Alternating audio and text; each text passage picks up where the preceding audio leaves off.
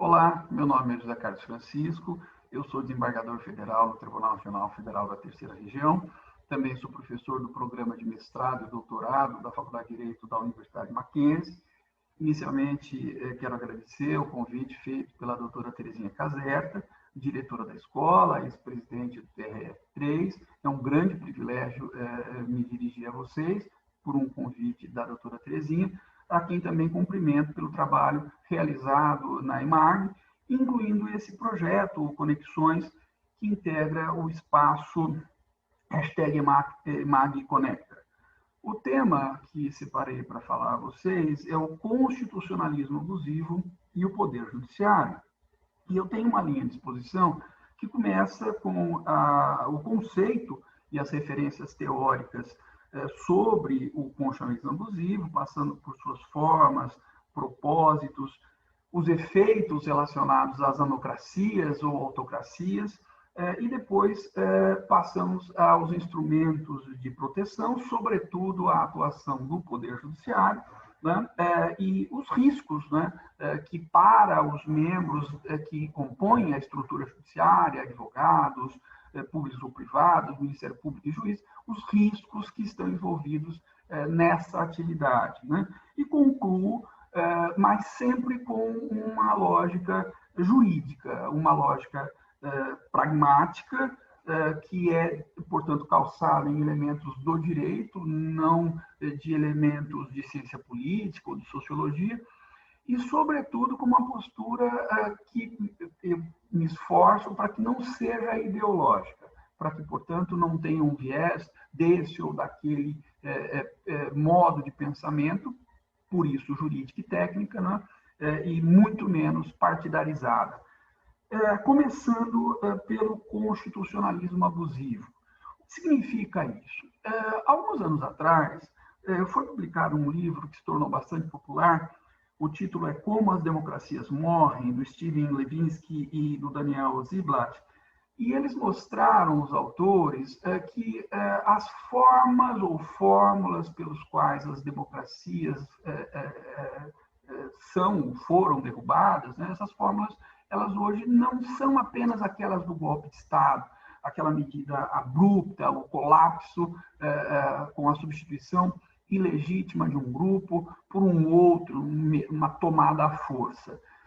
Esses autores mostraram que em muitas sociedades contemporâneas, europeias, africanas, sul-americanas também, há medidas lentas, medidas jurídicas, inclusive, lentamente tomadas, que vão corroendo o sistema jurídico e vão, portanto, criando ambientes para governos, muitas vezes eleitos democraticamente, normalmente eleitos democraticamente, para que esses governos permaneçam, né, e se transformem em governos ou anocracias ou autocracias. Né?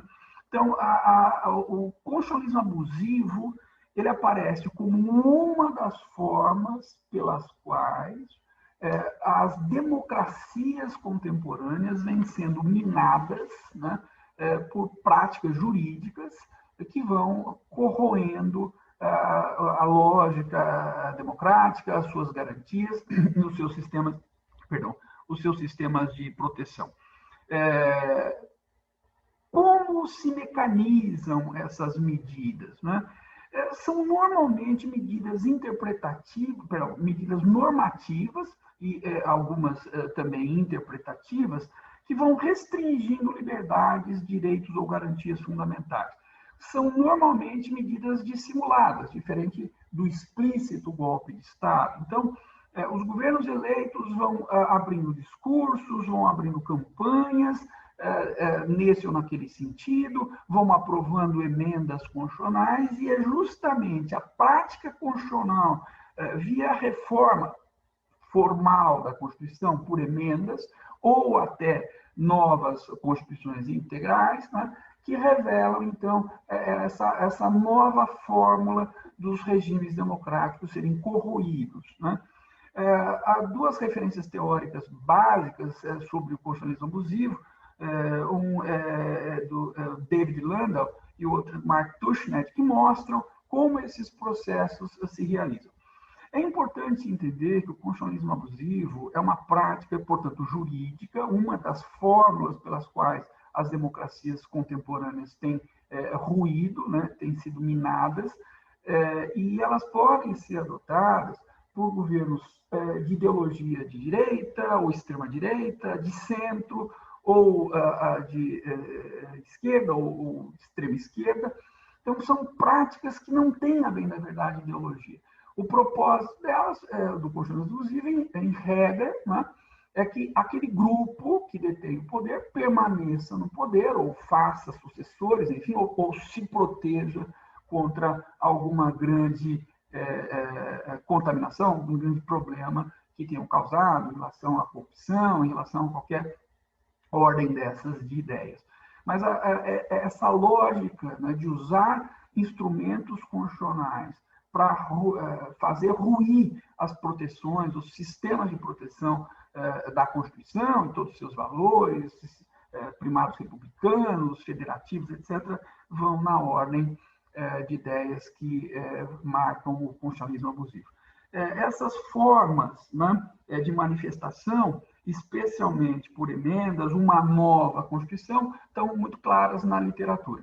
Particularmente, eu acredito também que é possível, pela própria interpretação, sem mudança formal, mas aquilo que conhecemos como mutação constitucional, que também o constitucionalismo abusivo ele se realiza. Sobretudo se você capturar, né, os membros do Estado, seja do Executivo, Legislativo e, claro, também do Poder Judiciário, que fazem essa interpretação.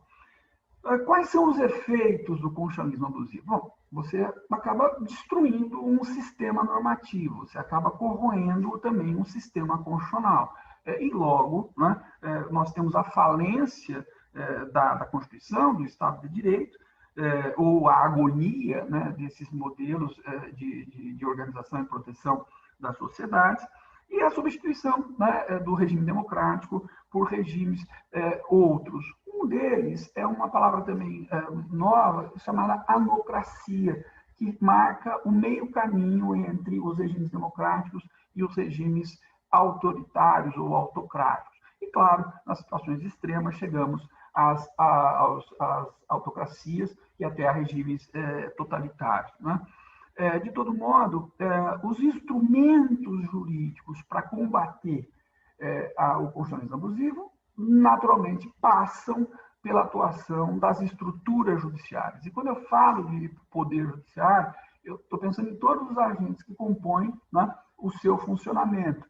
O autor da ação, né, com suas representações de advocacia pública ou privada, os réus, claro, os membros do Ministério Público, defensorias e claro, também os juízes. A autonomia, a independência, o trabalho técnico de todas essas carreiras é essencial para o constitucionalismo abusivo não vingar, né? Sobretudo dos juízes. Então, a independência e imparcialidade dos membros da magistratura, né, que, claro, né, merecem críticas construtivas, críticas reparatórias, enfim, corretivas, né? Isso é muitíssimo positivo, o que não se confunde com campanhas difamatórias ou destrutivas. Um rigor também na compreensão e aplicação dos limites às emendas constitucionais, limites formais, limites materiais, né, para que esses limites jurídicos sejam as bandeiras garantidoras da Constituição e também do regime democrático, contra discursos que muitas vezes são os discursos do caos, né? O mundo acabará, não haverá dinheiro para isso, para aquilo, como criando, portanto, por esses argumentos, uma situação de estado de exceção e que, por causa disso, os sistemas jurídicos teriam de ser afastados ou suspensos para que essas medidas de reforma passem. Isso é muito comum, né? E é comum, repito, para governos de direita, de esquerda, isso não tem ideologia, né? Parece até que nós vivemos um estado de exceção permanente, porque há décadas trabalhando com o direito, eu sempre ouço o mesmo argumento, ou faz isso, ou o Estado quebra. Né? De todo modo, é necessário ter muito claro os riscos dessa medida. A utilização também, um instrumento, uma fórmula de proteção, é a utilização do direito internacional como parâmetro de proteção, lembrando que a lógica do direito internacional, especialmente o contemporâneo, é justamente a criação de organizações multilaterais de proteção a direitos humanos, como alguns, né, como o caso brasileiro, inclusive, no Mercosul e tal, com as cláusulas democráticas, né, que vêm do protocolo de Ushuaia. A prudência e moderação não são virtudes que se exigem ou que se esperam de seres humanos quando se trata de atuação dentro da estrutura do Poder Judiciário. Prudência e moderação são exigências profissionais. Garantismo não pode ser confundido com omissão ou conivência. Autocontenção não é fraqueza ou sinônimo de passivismo. E a aplicação rigorosa da lei não pode levar a justiceiros ou ao populismo judicial. Então, a compreensão do trabalho jurídico, técnico dos membros do Poder Judiciário é também um elemento importante para que eles não sirvam aos seus próprios interesses ou interesses desses grupos que praticam o constitucionalismo abusivo, né? E por isso, falando do papel do Poder Judiciário nesse contexto, ele é sim central no combate ao constitucionalismo abusivo, repito, por todos os seus integrantes, advogados, ministérios públicos, juízes. E quais são os riscos, né? Os riscos que nós estamos expostos.